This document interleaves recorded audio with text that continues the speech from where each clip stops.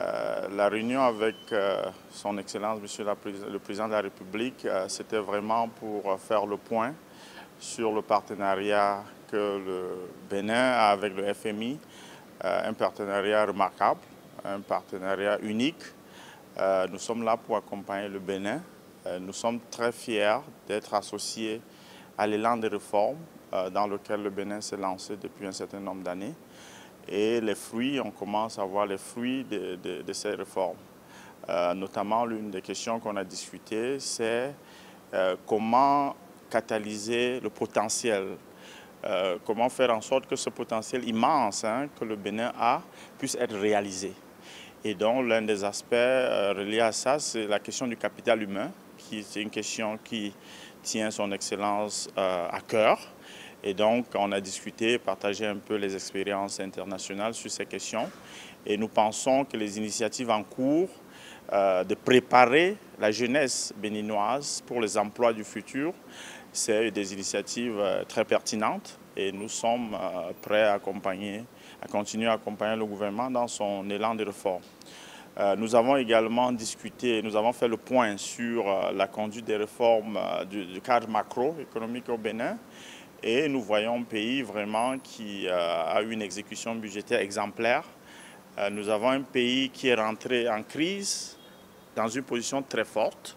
En 2019, les finances publiques étaient très saines, ce qui a permis à l'État de déployer toute sa force pour soutenir les populations en période de crise. Et maintenant que la crise s'estompe un peu, on a les coussins qui sont en train d'être reconstitués pour se préparer pour les prochaines crises. On ne prédit pas les crises. Donc la logique de la rigueur budgétaire, c'est vraiment pour se préparer pour les moments difficiles. Nous savons bien que le monde a été frappé par des chocs exceptionnels. Et donc, il est important d'avoir cette fondation solide pour permettre aux revenus du Béninois et de la Béninoise d'augmenter dans le temps. Et donc, la problématique, c'est toujours comment catalyser le potentiel. Vous pouvez avoir un potentiel sur le papier, mais ce qui est important, c'est comment mettre en place tous les facteurs qui vous permettent de le réaliser.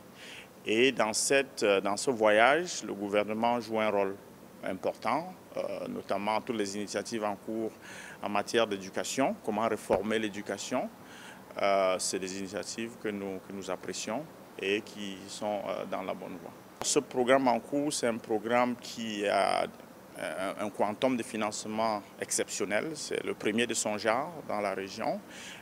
Donc c'est un programme aussi où nous avons avancé les décaissements. C'est un programme où dans les 6 premiers mois du programme, on a décaissé 40% de l'enveloppe globale. Donc non seulement l'enveloppe globale était très grande, mais aussi les décaissements étaient avancés, notamment pour soutenir l'économie en temps de crise.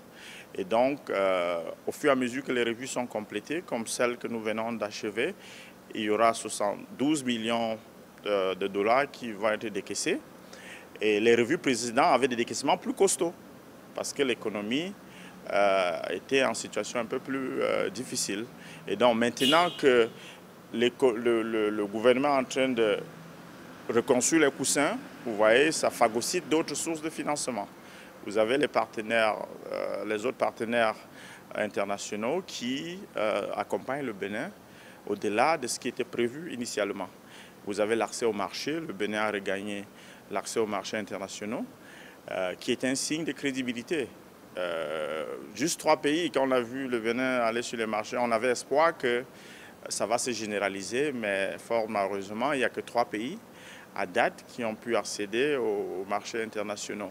Et donc, c'est vraiment la signature du Bénin, une signature qui se reflète à l'international, qui permet au gouvernement d'aller chercher ces sources de financement, notamment une partie pour repayer la dette plus chère, dont vous économisez, et une autre partie pour financer le budget de l'État.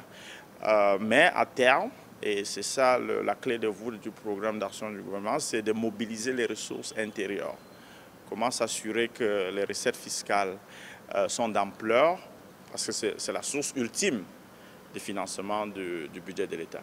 Tout comme vous et moi, les ménages, on équilibre, on regarde qu'est-ce qu'on gagne et on fait des arbitrages.